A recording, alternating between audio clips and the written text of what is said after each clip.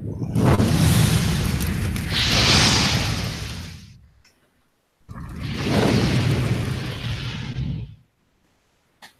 is up, everybody? What is up? Welcome to episode 58 of the STS Guys. I am Jeremy. Hey, it's Larry. Hey guys, it's Nate. And I'm Scott. And we are the STS Guys, a weekly podcast where we sit around, shoot the shit, and talk about anything geeky, nerdy, and cool. What is going on, guys? It has been a busy weekend. Yeah. I was like, there was a little silence there for a second. I'm like, oh, we got exciting. I'm like, yeah. I think we're all trying to be polite. Who's going to talk first? Yeah, we always start off with that. Like, I never know what to say. Yeah. We really need to like plan like I need to like write shit out that we did during the week so I actually have something to talk about when you get to that spot, because I never do. Well, I have something to talk about. I have, like I said, this is probably the most exciting thing that's happened on our channel for a while. We had an unboxing. A live unboxing on Friday. What? Oh, man. Larry, it's been 2 months since we've unboxed something. I think so. I quickly scrolled through our video history, and the last thing we opened was like the August That Wrestling Club box. So it's been a minute or two, guys. So we are officially back on the unboxing train. So I couldn't have said it better myself. Like I said, we are back on the unboxing train. Got some cool stuff, some stuff from some listeners. Just because I see him in the chat right now, we got from Judge Jack, who said to pop it forward, the Noid. I don't have this, and so I was so excited to get this in the mail. So this is awesome. So thank you, Judge Jack, for sending that over. That was completely awesome. We also got opened some mail from some raffle winnings that we won from Sydneyosaurus, so that was cool as well. Nice. So you guys, you're basically saying you guys got a bunch of shit.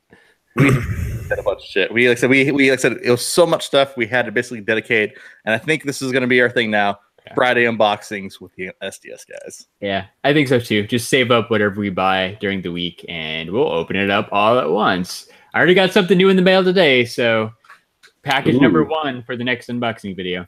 Get ready. We should all join together. Whatever we get, just do those every Friday. Yeah, I'm down. Absolutely. So real quick, just before we get too much further, let's go ahead and give a shout out to the chat. Like I said, for those of you who are listening to our audio version, we record our podcast live on YouTube every week. So if you're ever interested, make sure to come on YouTube at 9 p.m., typically on Saturdays, Pacific Standard Time, and join the chat. So this time in the chat, we have Mrs. STS Guy. What's going on? We have Matthew's Nerdy Nation. We have Barry McCockiner. We have Scott, we have Denny McGuire, we have Judge Jack, we have Casual Unboxing, we have Denny McGuire, we have Larry. What's going on, guys? What's going on? I was gonna see everybody. I was gonna see if you were actually gonna call it Larry, because I was like, is it a mistake that he called my name out? Like I'm not on the stream as well? Of course. So like I said, also want to give a shout out to Matthew's Nerdy Nation as well. Like I said, we got his postcard in the mail. So Matt, like I said, if you stick around to the end of that unboxing video, so we do call you out in that unboxing video as well. So thank you for the kind sentiments on that postcard that you sent as well. Yeah, we got some cool mail. Big thanks to Judge Jack as well. That was a cool pop he got you. Yeah, that was awesome. Well, like I said, I think it serves for two. Well, whoa. It serves how many boobs? Yeah. Use your words. Your words. The drink is taking hold. The drink is taking hold. I said it serves 2 purposes. 1, I said it fills a hole in my ad icon collection, and 2, I could stop harassing these guys about how I still looking for that stupid Noid.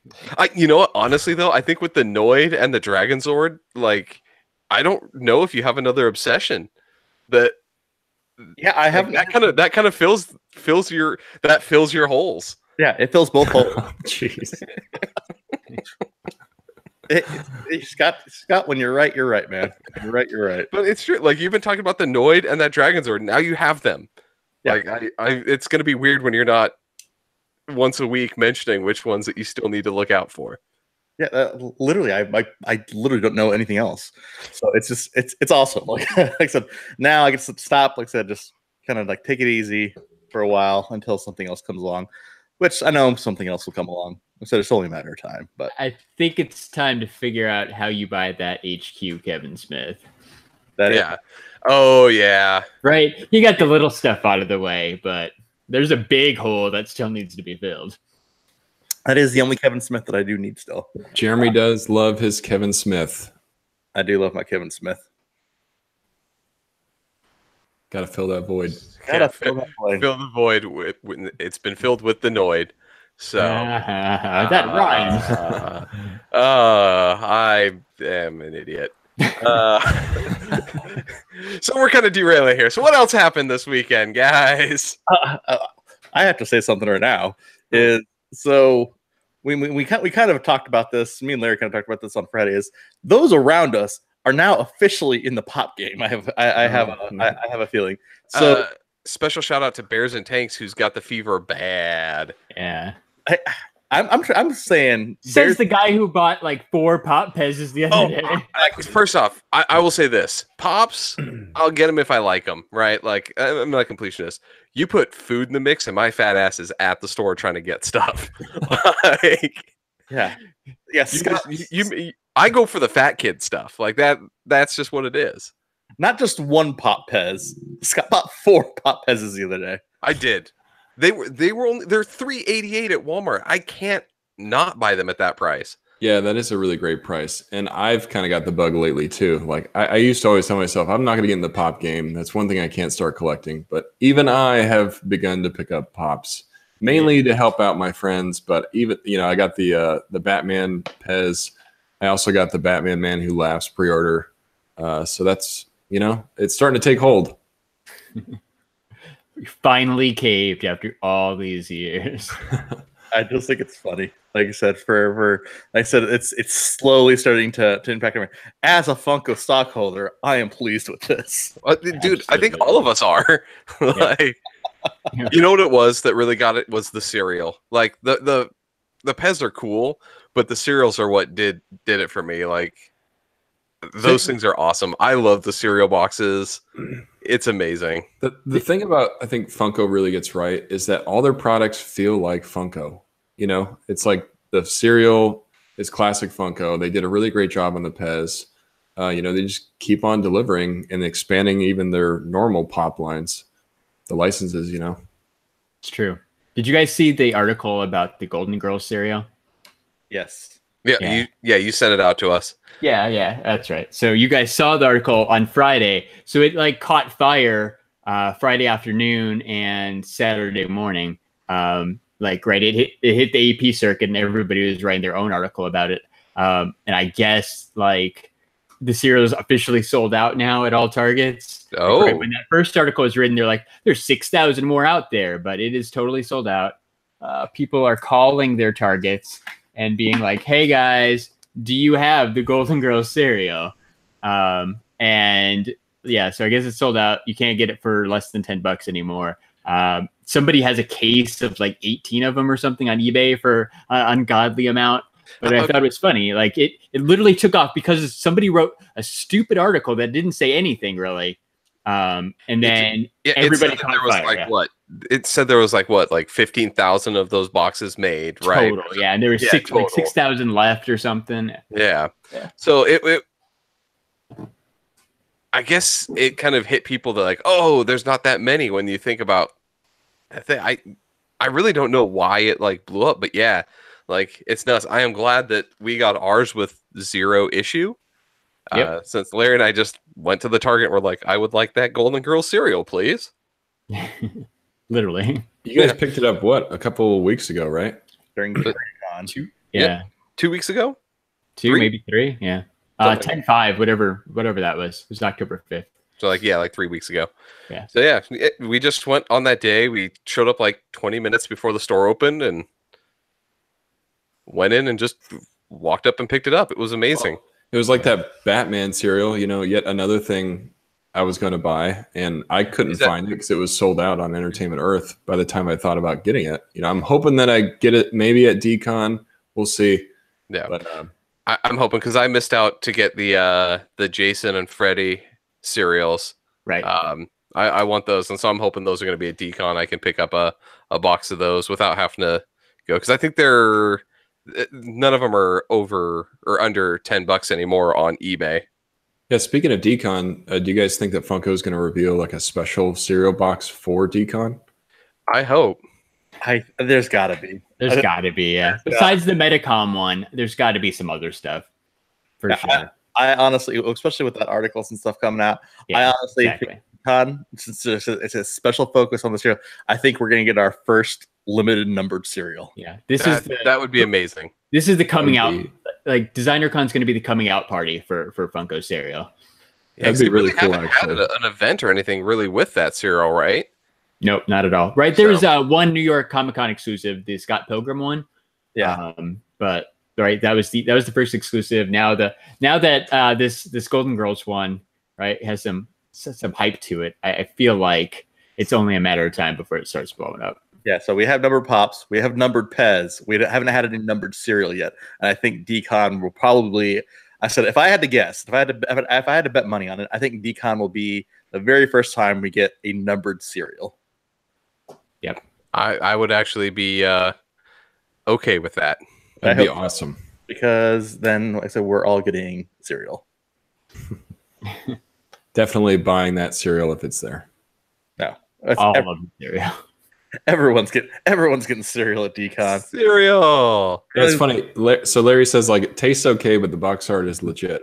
And I think that's the key with, you're not buying the Funko cereal for the cereal itself. You're buying it for the way that it looks. They have it's like I said earlier, it's the way that they design their products that makes you want to buy it because it looks cool and it looks classic. And, look at Larry's stack there. They just look awesome together. It's beautiful all around. Like I've got them lined up on the side right now. They look pretty good just going like side angle. Yeah.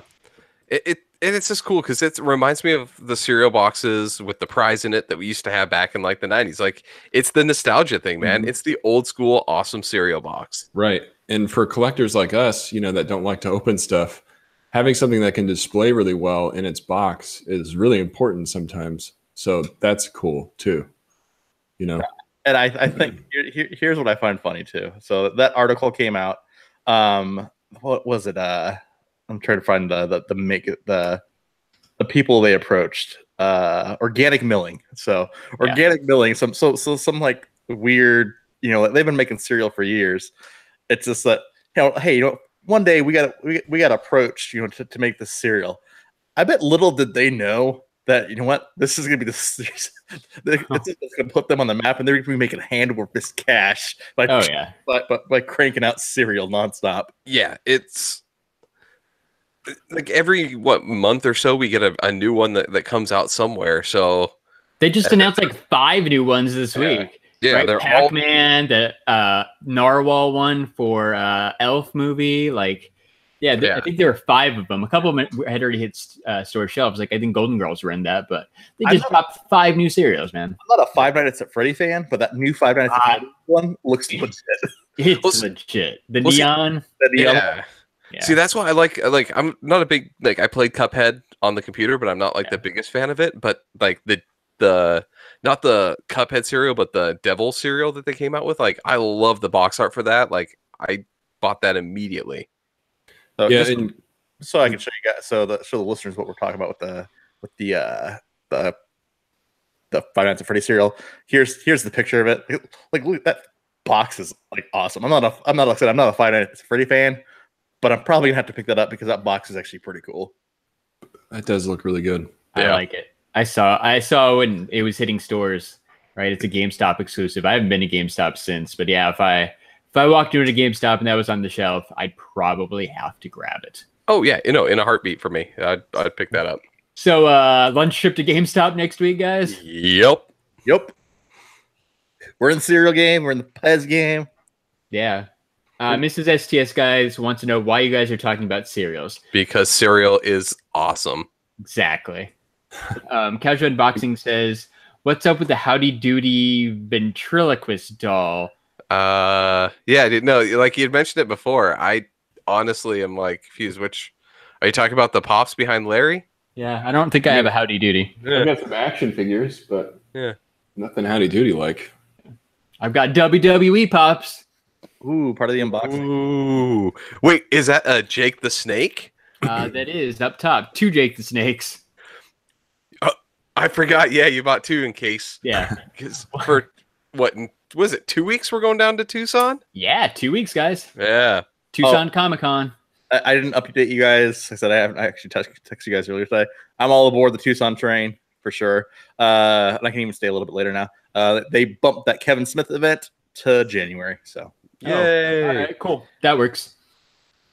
I like it. So yeah, there's going to be food trucks. There's going to be a beer garden. There's going to be the STS Guys and Jake the Snake Roberts Saturday, November 4th. I think 4th.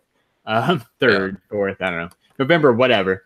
3rd in Tucson. So if you're in the area, come by, stop out, hang out. We got 5.5s. We've got stickers. We've got pogs. It's going to be a good time. we've got And Art Miranda's going to be there. Yeah, he was saying Art was saying he's going to be there.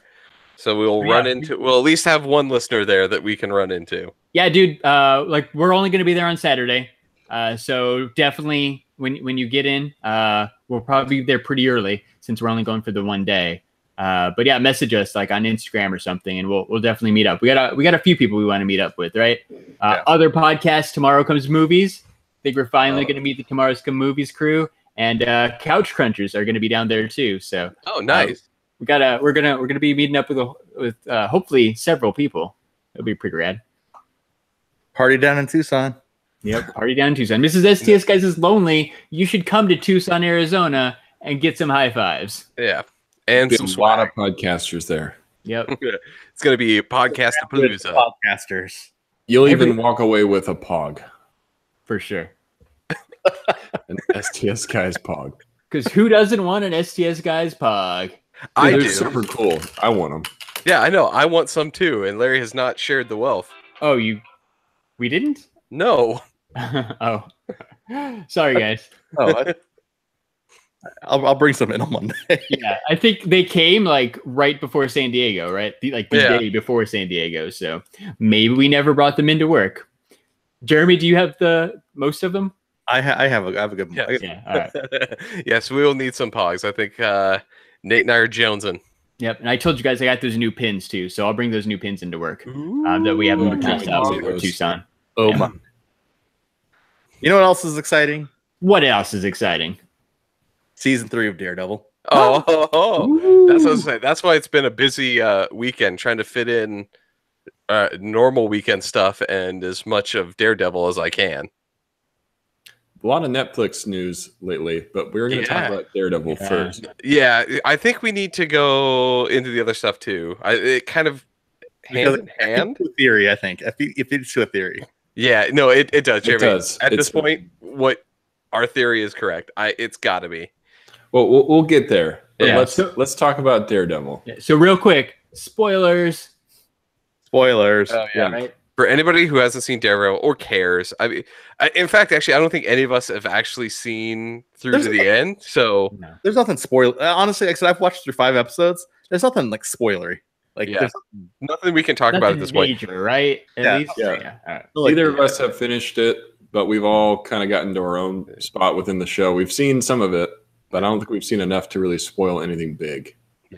Nothing yet. If you honestly don't know some of the things that we're going to say, like it's pretty obvious from the trailers what goes on. Yeah. Well, and honestly, I said the biggest spoilery thing was a flashback scene that actually happened in Defenders. So like if we watched all the way to the end of Defenders, that end credit scene that's the most spoilery thing. Guess what? Matt Murdock's not dead. Yeah. No way. What? Yeah. The one thing I do like is that they kind of resolve like how he's not dead. Like I thought it was just going to start like where he's in the I want to call it a nunnery. Is it a school? Like I'm still yet to figure out what exactly he's in. It's a church. Yeah, it's a church, but it has like the other school, stuff, right? like the school, like an infirmary. Yeah. I think it's like a foster home kind of. Yeah. Okay. Yeah, like because I'm not sure exactly what to call that thing, but all the scenes have kind of showed like even the end credit scene on Iron Fist was. Wait, time out, guys. Time out. I got to point it out. We're getting rated by Nerdy Treasures. Ah, Nerdy Treasures Raid. Nerdy Treasures Raid. Woo! Raids. Nice. Hooray! Hello, everybody. It's all about Hello. We're talking Hello, Daredevil hello. season 3. Daredevil season 3. So yeah, like everything kind of showed that he was just going to be there, and I was going to be kind of upset, like if they just started it with him in that infirmary. I do like how they kind of use like the credits intro kind of thing as like a stylized way to show what happened to him. I think it started off, like I said, exactly how I wanted it to start off. It started off like, hey, you know what? He's down on his luck. He's broken. He's basically living his persona of Matt Murdock behind, really following, kind of really sticking to that born again storyline from Daredevil in the comics. Yeah, no, I really like how they really incorporated that, and he did a really good job of showing him as a broken person. Like the fact that he has to rely on like the cane, right? Like he's never had to do that being blind, and now he finally has to be a blind person. And I think you can see that it's like the one thing that's defined him is taken away, and he like the characters all played off really, really well. Yeah, I at first, it seems like it's going to start out pretty slow, but I think it's necessary because it shows kind of Daredevil broken down. He's not like the strong, Daredevil guy that we know anymore. He's kind of been broken, and I think it's important to show that like he's got issues now. He can't see as well as he used to. He's just got problems. So I like the way it kind of showed that in that first episode. No, I absolutely agree. Yeah. Oh man. I got mute, so yeah, you guys are just awful. Oh, No, we're not awful. We just love Nerdy Treasures. yeah, that's what it is. Yeah, Casual just brings out Jeremy's trying to keep it together. I told you, like, seriously. Nerdy Treasures Raid. This is awesome. Thanks everybody for joining. I'm just so happy. Yeah. So happy. yeah, So happy to have what- everybody in here right now. Yeah. We Yeah. really appreciate it. So if Yeah. anyone in the chat isn't subbed to Nerdy Treasures, go search him up. It's an awesome channel. They do some pop live streams. They talk wrestling. Really great guy. Definitely go sub up Nerdy Treasures. what's going on, everybody? So and then So we're getting our thoughts on Daredevil. Yeah. We kind of got derailed there for a second, but let's get back into it. So most of you guys started rating afterwards. We do have a spoiler warning for anyone who hasn't seen it, but we are not complete. We're not going to go over anything like ending wise to it. We're probably like, I think at most we're up to about 5 episodes. So that's about where we're going to be. So nothing super spoilery in terms of what the show is going to hold. So I guess before we go any deeper, do you guys want to do like a rating real quick, like what you think about it, and then we can talk about the details, or what do you want to do? as far as like a rate, like a The standard STS Guys. standard STS Guys rating. Yeah, I don't 1 know if out we of do it at 5. the beginning or the end. I don't know. You know what? Let's do it now. Then we can kind of defend, and go over kind of the stuff we like, stuff we don't like. So let's do that. So, For me, it's a 4.5. It's probably my Wow. favorite Daredevil. Wow, that's high. mhm. I'm gonna jump in right behind Jeremy here. For me, it's 4. I still like the first season better, but this is right behind it.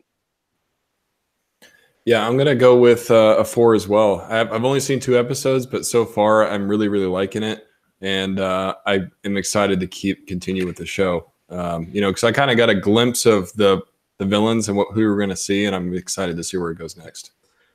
Yeah. Same. I agree with exactly what Nate says. I'm only 2 episodes in, so it's really hard to rate something on 2 episodes, but I'm at like 3.5 or 4 for sure. And I really like the villains. I actually found myself skipping some of the boring Matt Murdock parts where he's just hanging out in the church to get to the Wilson Fisk parts. I have to say, dude, from now until the end of time, can we make Vincent D'Onofrio Kingpin? Like, He's pretty good, man. can he just like in every iteration forever and always voice him? I totally agree, man. He's such a good fit for that role, and he plays it really well. Yeah, he has like that mannerism of just like an intimidating person, and it just fits so well. Like in the best scene in that whole thing is when he's sitting down trying to like eat his lunch or breakfast or whatever it is, his omelet, and all the like prisoners are all talking, and he just yells "shut up," and like the entire prison goes silent so he can like eat his food. Like it shows like the just like danger that he holds and like the way people think of him. Like it sets his character up perfectly within the first scene that you see him. Yeah, and like I know that we're going to see more Kingpin as the show goes on, and one of the things that really like kind of got me on the edge in the past seasons was when Kingpin would actually corner Daredevil or something. You can see the power that he has.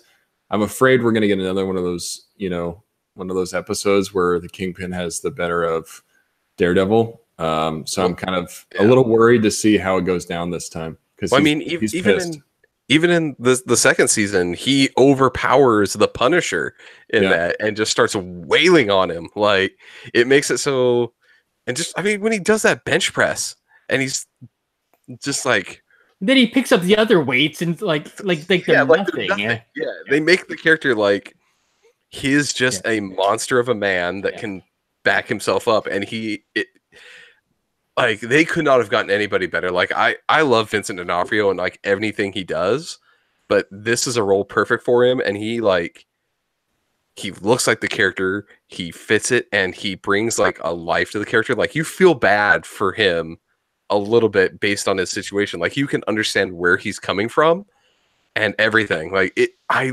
love that character, and they've written him so well. So what they do with it, and I think this is why I like it. They're like his portrayal of it too. It's not only the physical strength, it's the intelligence. Like I said, he is probably honestly, it's a Marvel villain done well. I think it's honestly, even in all the movies and everything else, I think it's the best done Marvel villain that has been in the MCU. You feel the danger, like that he's calculating, because it's not, like I said, not just a matter of strength; it's a matter of intelligence. There's a lot of different things that he does that it's all calculated. So you're like, hey, that's kind of a dumb move, or like, hey, you know what? Like, now he's working with the FBI, now he's ratting out. He's always 10 moves ahead of whatever decision he's making. And so it's enough where, like I said, where Daredevil, like I said, where Matt Murdock, I said, he realizes that. He realizes, hey, you know what? There's calculated reasons of why he's doing what he's doing. He's like, he may not know what those are. Like I said, Matt Murdock and Daredevil may not know who or what that purpose is, but there is a purpose for that. And I think that the show goes on to kind of explore that, explaining of it, and kind of looking at different angles and different ways, just so that way we kind of go on that journey as well, that discovery journey that Matt Murdock's making, trying to figure out what those calculated moves are. Right, because it's not just him ratting out like one group to FBI. He's like, okay, why were they expendable that he would give them up? Like, what's going on? We do have to talk about Bullseye, though. Poindexter, yeah, Dex. Bullseye's in season 3. What? Yeah, that was spoiled a long time ago, Larry. So like, let's just go through here. But he's not really he's not a bad guy. Like at least at the start, like it's really cool that they kind of show his descent into becoming kind of what he may be, like in the future. No, honestly, I think it's in episode 5. Like I said, this isn't a spoil. Yeah, 5. It's the background one where Fisk is basically reading over like all of his paperwork and listening to all his like therapy sessions. Yeah, so there's a scene of, like I said, it's just, you can tell, like I said, this Agent Poindexter, like his said, Dex is a broken individual inside. There's basically fine strands that are kind of keeping this guy together, kind of on the right path. And so it's those fine strands that basically become unraveled. And so you get kind of flashbacks and glimpses of that in some of the future episodes. So one of the scenes is basically him working on the suicide prevention hotline, and like, This was probably one of the most messed up scenes so far of the thing. It's just like I said, and it shows us as like a two-faced nature too. Like it's wonderful. Absolutely. So he's talking. This guy calls up. He's like, "Oh yeah, I have an M16. I want to kill myself because my dad sucks and this, that, and the other." And he's like, "Oh, So Agent Poindexter starts talking about, "Oh yeah, hey, I'm familiar with that weapon, this, that, and the other." And then everyone walks away. Then he starts talking to this guy. He's like, "Hey, so instead of killing yourself, why are you worried about killing yourself? Why don't you kill your dad?" Like, and he's just talking about like, "Hey, you know what? You shouldn't kill yourself. You should go kill the people who are pissing you off." Right. But you got to add the thing is every time somebody from the work comes over, he switches his like whole body language and everything, the way he talks over to like, he's like, yeah, so like, it's going to be better, man. I'm going to be right here with you the whole time. All supportive for you. All supportive. And then they walk away and he's like, yeah, so about killing those people. Like, totally go do it. It shows that he's that psychopath that has like learned how to like fake being a normal human being, but really is deep down just this uncaring, just murder machine. Yeah, I've only had brief exposure to him in the second episode, but he was one of the most things I was, really excited for in this season is to see how they use him as a character, because I know he's like a pretty serious villain for Daredevil. You mean the gunfight where he kills everybody with one bullet? So he uses one mag from a pistol to kill, like with 9 shots to kill 9 people. It's amazing. Yeah, and then I said, Fisk even takes notice of it. Like so just even some of the shots that he took, like through the SUV window, ricocheting one off the light post to get into the person. Yeah. And throwing the knife and then firing, so he shoots one and hits the guy with the knife at the same time. Like, yeah, like it shows that he's Bullseye. Like even when it shows him as a little kid throwing a baseball and hitting the same spot on the wall every time he throws it. Like it's something that you notice that he's like drilling a hole in the wall throwing a baseball.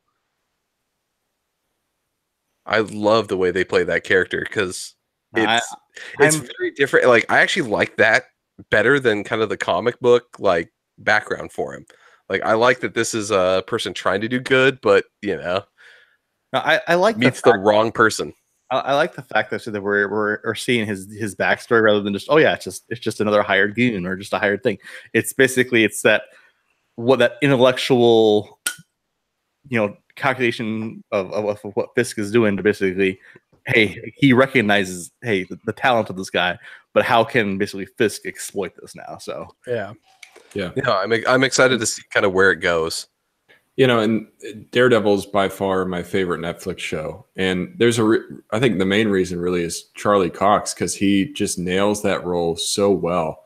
And, now being his 3rd season, he is Daredevil for me. So, I think he just holds the title really well. And I'm glad to see they're kind of making this a little bit of a darker season, because we've sort of seen his rise. Now we're sort of seeing his fall and how he's dealing with that and kind of like starting over, what he needs to do different. But I think, this is probably going to be one of the biggest challenges. You got Kingpin and now Bullseye coming together. So I want to jump in here and kind of say one thing is I love the Daredevil costume that he has, but I love the Man Without Fear. Yeah. Like the red one, they did an awesome job of bringing that to life. But just him in the Man Without Fear costume, just the black outfit with I guess bandana, right? I don't know what it is, if it covers the whole top of your head, but whatever the bandana looking thing is, I love that outfit for somebody. Just it looks so good in real life as a kind of a costume. I am so glad that they went back to him using that for the season. Mm-hmm. No, I think it fits just because, like I said, it makes it realistic. I'm also kind of excited to see future episodes because I think the costume comes back in some unexpected ways. We can say you can bring it up because that was literally the trailer that it shows that I think at some point Bullseye is going to put that costume on and masquerade as Daredevil, but he's going to do some fucked up shit is the best way I can put it. He's going to do some killing. He's going to do some killing, and he's very good at it and doesn't mind doing it. My only fear, I will say this, is my only fear is that Netflix is going to pull the Marvel thing and they're going to kill him at the end. Like, I really hope that they leave him as a person that can come back for future episodes or future seasons. Well, I hope they keep him too, just because I honestly think that because like I said, he's crossed over in the comics a couple times, but he would also be an eventual good matchup for the Punisher. Yeah. So they're banking on, like I said, the Punisher being a series. Like I said, I think I think they did. Like I said, kind of I said, I hate what they did to Kilgrave. Like I said, in the first season of Jessica Jones, because I said I think they even regret that. Yeah, you can't have that great of a character die. Like, yeah. It sucks that he's gone. And yeah, the best that we get her little flashbacks, like that doesn't cut it for me. Yeah, like, I think they even regretted doing that after seeing like the performance that he did in that show. So I'm hoping that they keep him around. I think he would be a good, villain to kind of team up with Jigsaw, maybe, like you said, in the Punisher universe, and be a bigger threat for Punisher that way. Because we know Jigsaw's coming back. We've seen set photos of Jigsaw with a messed up face. So it'd be cool if we could expand like his rogues gallery a little bit with Bullseye. Add a few more that are just not, crime boss, for the Punisher. Yeah, having people that could actually pose like a real threat, and somebody that will never miss a shot against the Punisher is actually a pretty good idea. Right. Somebody that's equal in skill as far as the marksmanship, Yeah. I would say more for Bullseye in the fact that's what I mean. Yeah. Ricocheting shots and things like that. Like, it makes it that just the normal for the Punisher, the normal just full frontal, assault, kill everybody straight off the bat, like, is not going to work with a character like that. And so I think you'd have to switch up the way that character behaves. It would be a great foil for him, and I would love to see him come back. Agree. Absolutely. Hey Larry, what do you think? So like I said, because I know you're a couple episodes in. Yep. I'm 5 episodes in. In regards to the intro of the show, do you think there's anything they could have done differently there that you would like to see, kind of as a fan, more of a homage in regards to like how Daredevil came back, or are you perfect with it being kind of hey, it's kind of vague, kind of how it was? No, I'm okay with it. It's a little slow for me. That's why I'm only through 2 episodes, because I chose to do other things like play Splatoon 2. Last night and again today, rather than watch the show. He's just kind of sitting around, and I get that he's healing, but I have a short attention span, and I'd be a lot happier if they just jumped right back into the action. That's why, like I said before, I literally skipped ahead of the church parts to get to the scenes where I saw Kingpin was back on the screen. I get it. He's healing, whatever. I don't care about his relationship with the nun or whatever. Like, that doesn't do much for me. So the only thing I would say is more action right away. Yeah. So I do have to say it did start, like, I think a lot of episode 1 and 2 probably could have been done in the first episode, condense those into one, or just kind of flash forward some of his healing stuff. Like I said, I don't need to have him have 7 conversations why he doesn't like God anymore. Right, that could have been one. That could have been one. Yeah. It does have my one complaint is I think this is 13 episodes, right? Like, as the standards. So it's still, I think it's going the direction that all the Netflix series is. Those things need to be 10. Like, they need to be 10 episodes. You can tell a concise story in that point. I think we're starting to get to too much filler. They need to cut that episode count down.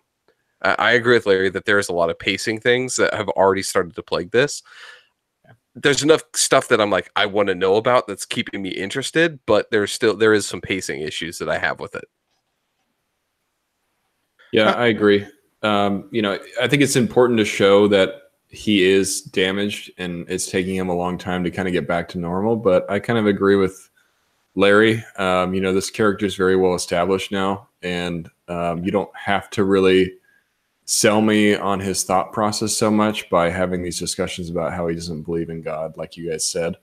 You can speed up the process a little bit and just give me 10 episodes, and I'd be totally fine with that. Yeah. I didn't need this.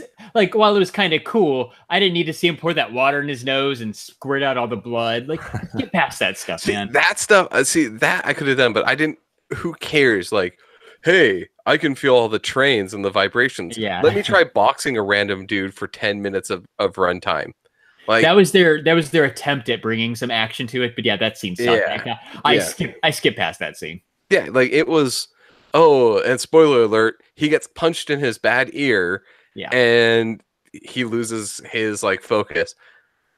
And to that end, they really quickly, like, I know you're only about 2 episodes in. By the end of the second episode, he's like, nope, back to normal.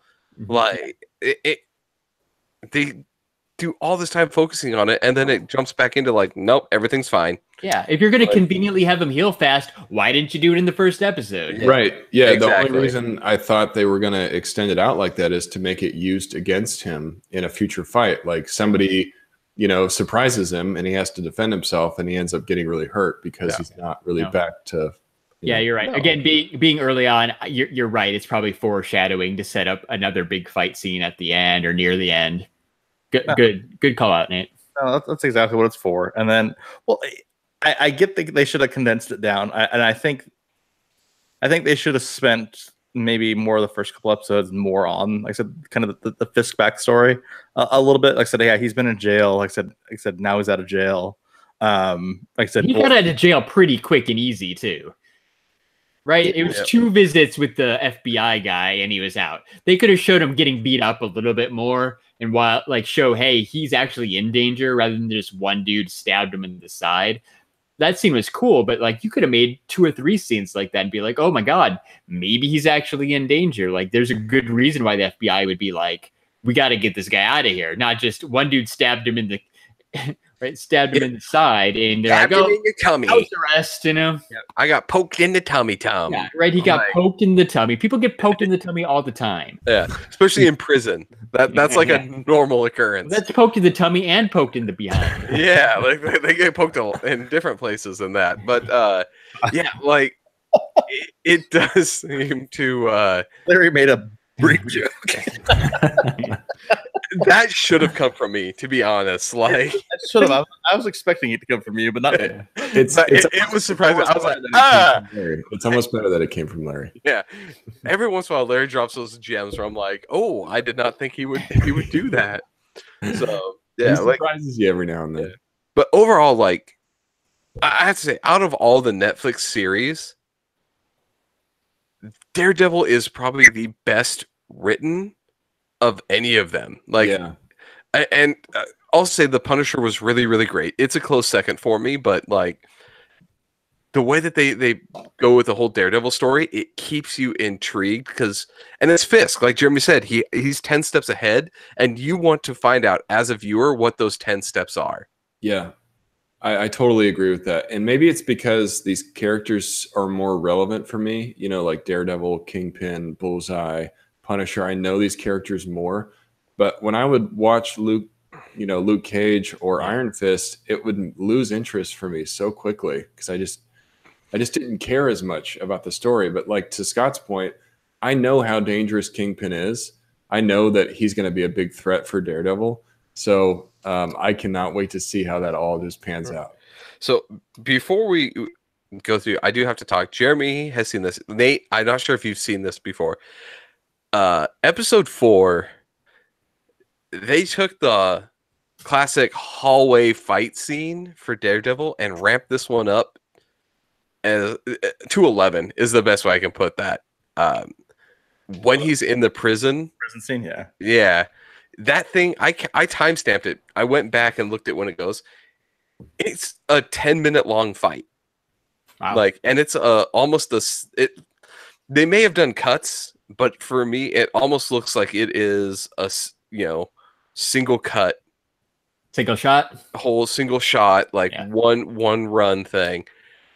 Just like Beyonce's "All the Single Ladies" video. All the single ladies. All the single ladies. Yeah, just like that. It's like 10 minutes of him just fighting. And I love that you can see that they get, the character gets tired. He gets hit a lot, and you can see that like he feels the weight of every single one of those punches. Like whoever does their fight choreography, I said that weird. Choreography. Yeah, I was like, I realized as soon as it came out, I said it weird. I like them. Their choreography. Their choreographs. Yeah, that's like, pretty funny. That's awesome. They do it so well that you really feel like that could be a real life fight. Like it's not like the classic, action movie, hero hits the dude one time in the face and the dude goes down. Like he has to work to knock out each individual person. And usually he's up against multiple, and it shows in all those fights, and it's awesome. And they took it so well in this season.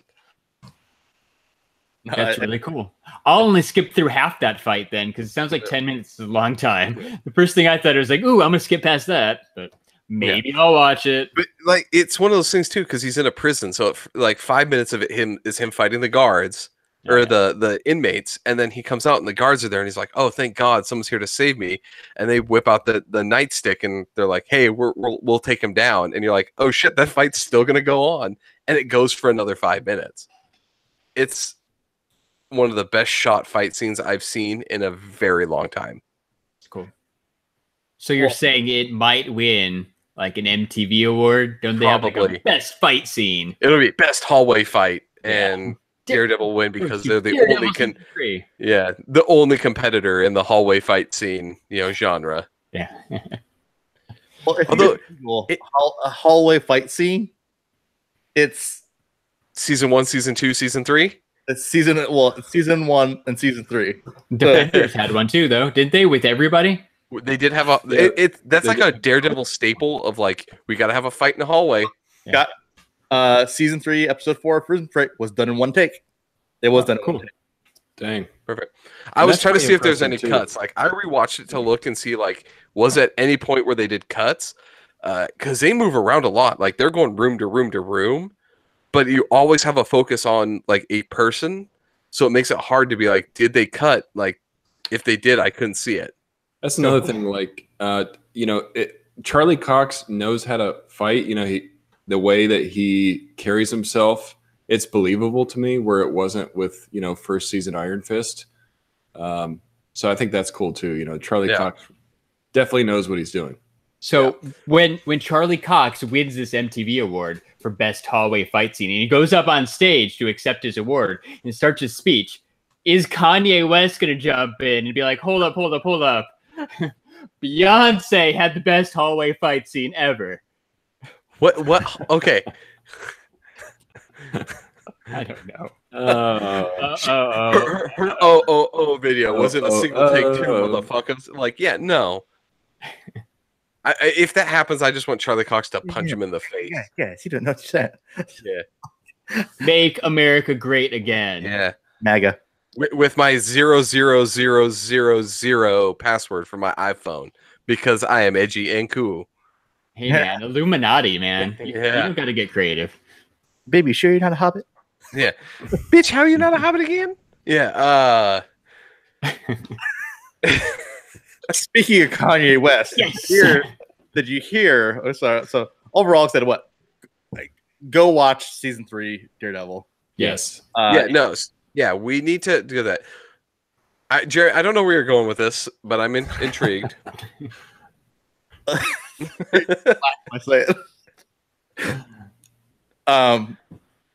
Did you hear they canceled season 3 of Luke Cage?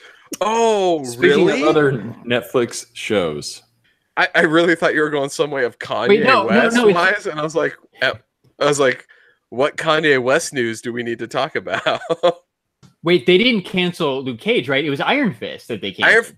Iron Fist was first, and then Luke Cage. I'm sorry to say this, Larry, Two but down, gone. Two down. Crazy. based on the reaction that people had for the second season of Jessica Jones, that one may be next too, to be honest. But there has to be some kind of underlying reason for this, guys, don't you think? I mean, this is kind of weird when you think about it. Heroes for Hire. It's what we talked about last week. Last week, yeah, when we were talking about Iron Fist being kids. Like I said, this just honestly probably even cements it. I think this is going to be, I said, a setup for Heroes for Hire. Set up for Heroes for Hire. Is this their weekly announcement? Last week it was no Iron Fist. This week it's no Luke Cage. Next week it's going to be, guess what? Heroes for Hire season 1. That's kind of lame. Well, just keep them relevant in the news. I think it's gonna be lame, but I honestly think we're gonna get a surprise drop on it. Yeah. Well, like it's already in the works. It's gonna be one of those things like Punisher just showed up and they're like, "Hey, we're doing a Punisher series now, and guess what? We've already filmed it." Yeah. Like we're editing right now, and in 2 months you'll have this the season or the series. I really think Heroes for Hire is gonna do that. And really, the endings of both Luke Cage and Iron Fist, as they are, lead directly into them being able to team up and kind of start that process. Do they, though? Because Danny Rand doesn't even have the Iron Fist. I think literally, it's a part of that backstory is Luke Cage helping him get back the Iron Fist. Right. I think that plays into that. So, yeah, he needs somebody that can fight. And another super powered individual, and who better to do that than Luke Cage? So I was wondering, since now we have the Disney streaming service, do you guys think maybe Heroes for Hire will be a new Disney streaming service thing and not come back to Netflix? I think it'll still be Netflix, just because the Netflix still has the rights to the characters. Yeah. That's right, Jeremy. I think that Disney may try to put pressure to try to catch some of these characters back, like Kingpin, right? But Netflix is going to hold on to those as long as they can. So I wouldn't worry about them going over to Disney quite yet. I do think, though, with everything going on with Disney and canceling these shows, it is going to put that pressure that we probably aren't going to see these guys in any MCU property ever. Like, I don't think that we're going to have a crossover where Daredevil or like Kingpin show up in another movie. I know Vincent D'Onofrio really wants Kingpin to show up in Spider-Man, and I think he should, but I just don't think that we're going to ever see that. I think with Disney's streaming service, I think they just want to start fresh with fresh series. I honestly don't think they'll touch any of these properties. There's no need. There's no need to, because like I said, they have. Like I said, they're really banking on this new Star Wars series, The Mandalorian. I just saw, like I said, another article that George Lucas visited the set the other day. Saw that picture. Yeah, so I said there's the hype around that. There's the hype around those two spin-off shows from Scarlet Witch and then also Loki as well. Like I said, I honestly don't think the Disney streaming service will even touch these, because I think they're okay with Netflix having these, just because it's making them money too. And like I said, it's they have enough of a draw over there to basically have people to be happy enough to subscribe to both. Because I know, except as much as they're going to try to lure people away from Netflix, they know that that's not going to happen. It's just they got to have a piece of the pie that people want to subscribe to both. Yeah. They're doing their Tom Hiddleston Loki and Elizabeth Olsen Scarlet Witch shows, which sounds like it's just right there in star value. It's already like a bigger budget than the Marvel Netflix stuff. So you're right. They probably don't care about Luke Cage. And here it is. And I think Larry hit a really important point. Is the budget for Disney is going to be huge. For these shows, I think they're going to really invest a lot into them to make them successful. So that's a fair point, that they don't want to really use something that's already been used in Netflix, because they're going to create something totally different. Yeah. Well, and at this point is with those series, they can use Netflix to keep the more like darker or edgier stories and let them tell kind of these characters that are less than not less than, but more than PG-13, right? Like, Daredevil, Punisher, people are getting shot and killed and stuff like that, where they're not really going to probably want to show that in terms of, like a Scarlet Witch type of movie, right? Or TV show. So I think they can use Netflix to be like, let's tell the darker stories. Like Jessica Jones revolves around her getting like continually raped. Like, I don't think Disney's going to want to tell that story themselves. Yeah, no, you're exactly right. Basically, I think Netflix is going to be like, quote unquote, the HBO add-on service of basically the Disney streaming service. Like it's that Marvel rated R. Exactly. Marvel After Dark. You're not gonna, I don't, that's on Pornhub, Larry. Yeah. No, I think. Go ahead, Jeremy. Shout out to Dennis Hoff, who just passed away, Bunny Ranch owner. Yeah. Fourth one for the homies. Yeah. No, I Scott, I think you're completely right, though. I think that like I said, these are darker, more intense series where, like I said, you have, like I said, a little bit of gore to them. You have, like I said, a little edginess to them, to where, like I said, it's not that family friendly. Like, right. You know, I'm not letting my kid watch Daredevil. Like, I'm not letting my kid watch The Punisher. Where, oh yeah, he grinds. Like I said, at the very finale of The Punisher, spoiler alert, like I said, he takes the guy who eventually becomes Jigsaw's face and grinds his face against a mirror. A broken mirror. Yeah, broken mirror. Yeah. He kills a guy by gouging his eyes out. Like, I don't think they're gonna put that next to Captain America and be like, these guys are gonna be friends. Like, yeah. No, like, I think that's no point are they gonna put those two in any situation where they're gonna interact. Yeah, totally valid point. It's something I didn't even think about. You know, Disney's definitely going to go the PG-13 route and not have those rated R scenes. But I think Disney's going to do a really good job of expanding the universe of these characters, and maybe have them do things maybe off-world, or who knows. You know, like I feel like Loki's show is going to probably be the most interesting to me, because we're going to see him go to other worlds and do other things outside of Thor. Yeah, not on Asgard. Right. I think, like, because they said a Loki show, they didn't say necessarily a Tom Hiddleston show. Yeah, which, and they never said is it going to be animated or live action. Well, my theory behind this is it's the whole, before, like I said, it's that in between Frost Giant and teenagers. Yeah. They're going to retell the story that Hulk brings about when he turns into a snake. No, I think that's totally fair. Early years Loki. It's like a Riverdale Loki. It is like a Riverdale Loki. I know somebody would watch that. And that person. And maybe the Scarlet Witch is like a Murphy Brown Scarlet Witch. Now you got me. Now you got me interested. You're gonna get them all fired up, Larry. Hey, I got all fired up last week. I said me and Scott are still friends. We give each other so much shit, and we're still friends. Like, nothing that any of us can do is really going to ruin anything, because we give each other so much shit. So I think Scott and I, we've seen each other at our best. We've seen each other at our worst. Yeah. We're like brothers. Dirty. It's exactly what it is. Dirty brothers. Very, very dirty brothers. We're like brothers who bone. Like, dude, why do you say dirty brothers? Like, Scott, you are so dirty. You need to own that. All right. Yeah, I'm the perverted one. I own the fact that, like, I'm the one that's going to tell all the dirty jokes. That's why I'm surprised that Larry made a rape joke, like, because that should have come from me. You're slipping. You are slipping. I know. I'm slacking and letting Larry take up the slack. Take up the slap. Slap. Scott, what we're trying to say is you need to be more rapey, okay? I'll turn my rape factor up to 11. Like, I don't know. Like, what do you want me to? I wish I could title up this week's podcast. Scott needs to get more rapey. Scott, get more rapey. All right. That's what Scott gets more. That goes right next to Nate's. I like that. I like that. Or, basically advertising for Larry that he lures children. Yeah, saying that Larry plays Nintendo to lure in the children.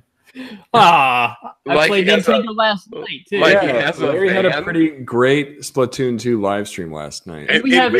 In which last night's stream, he did call out the he's luring in the children to Nate. I don't know if you caught that, Nate. But when I was on there, he dropped that little truth bomb, and I chuckled. I missed last night's stream. It sucks. I said I'm sorry that I missed last night's stream. Just right, because I wish I could have been there, but I was doing some family stuff. Shout out to my future brother-in-law, Travis. I was in the mood to play some Splatoon 2. Oh, because it's Splatfest. It was Splatfest. I didn't want to miss the Splatfest, so I jumped on. I enjoyed it though; it was fun. That is by far my favorite game to play and do a live stream. So look for more from me doing Splatoon really soon. Hey, real quick, also shout out to Casual Unboxing donating to the channel. What? Thanks, Mark. What?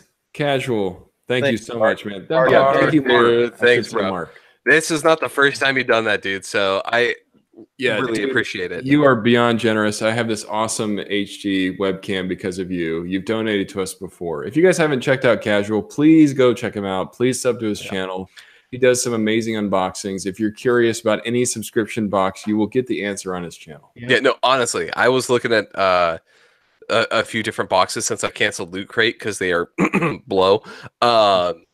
And so I legit went to his channel and was looking at the different ones that he has to be like, is there any of these that I like or like has stuff that I might like? Like you unbox so much shit, dude. You're like the he does, man. Unboxing. I'm just looking at his channel right now. Like I'm behind on videos because he's dropped like 4 in the last 2 days. I can't keep up, bro.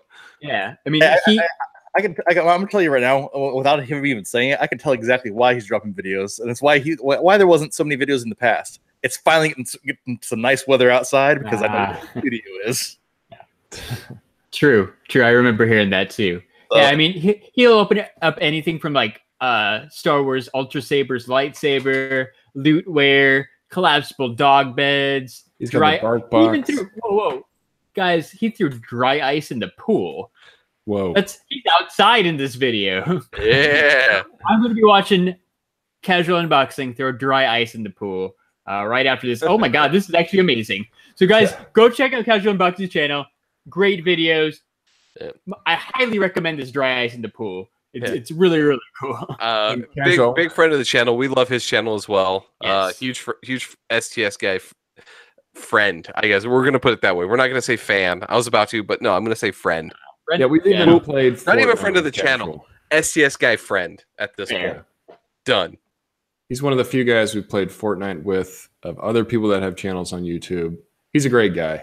And I want to answer your question earlier, Cash. You asked us, are we going to get Red Dead Redemption 2 or Fallout 76? Both. We're going to get both. I'm really excited for Red Dead Redemption 2 because it comes out next Friday, right, guys? No, right. Super excited. That'll be a next week topic. We're going to talk about that next week. If we even make the episode, it may just be Larry on this one since we'll all be playing the game. Everybody except me. Yeah. Well, also, I said this is gonna suck, guys. Next Saturday, you might have to do the episode without me. Oh no! Say it isn't so. Say it isn't so. Also, I think you guys are forgetting something that you have got going on too. I think there might next week there might not be an episode. Is it a picnic? It is a picnic. Yeah. All right. Oh yeah. Good point. And then no, dude. First, so there's a work thing that he has talked about. But if you think I'm gonna be there till fucking 9 o'clock, you are sadly mistaken.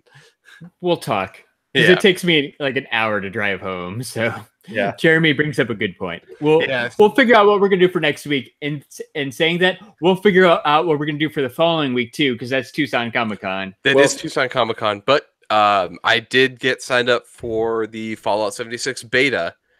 So as Casual is asking about those 2 games, I will have some info from the beta for that week as well. Yeah, and how about this, guys? If we don't do a podcast next week, I will play Red Dead Redemption 2 in place of the podcast live, and you guys can join me in the chat.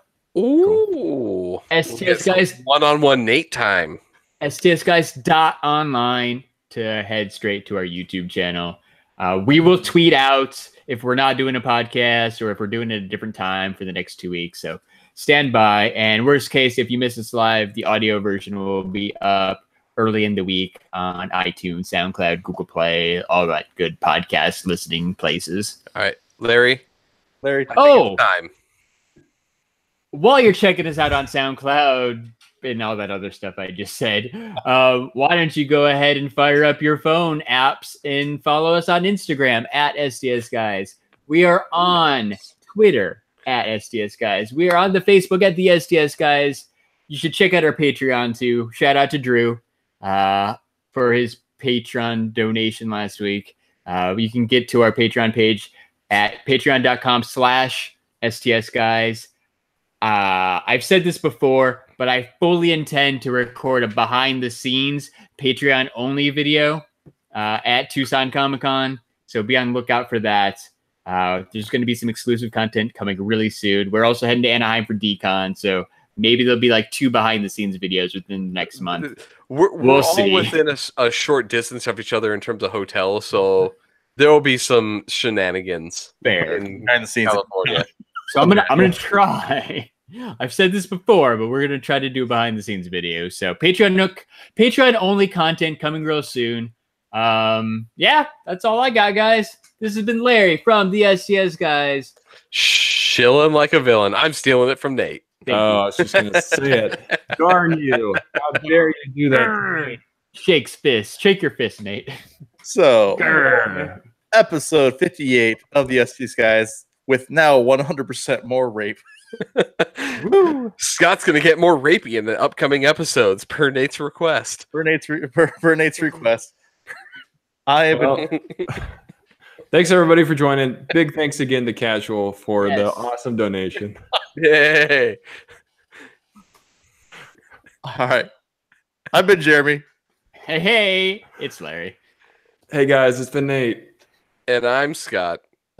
And we're the STS Guys. Have a great night, everyone. Bye.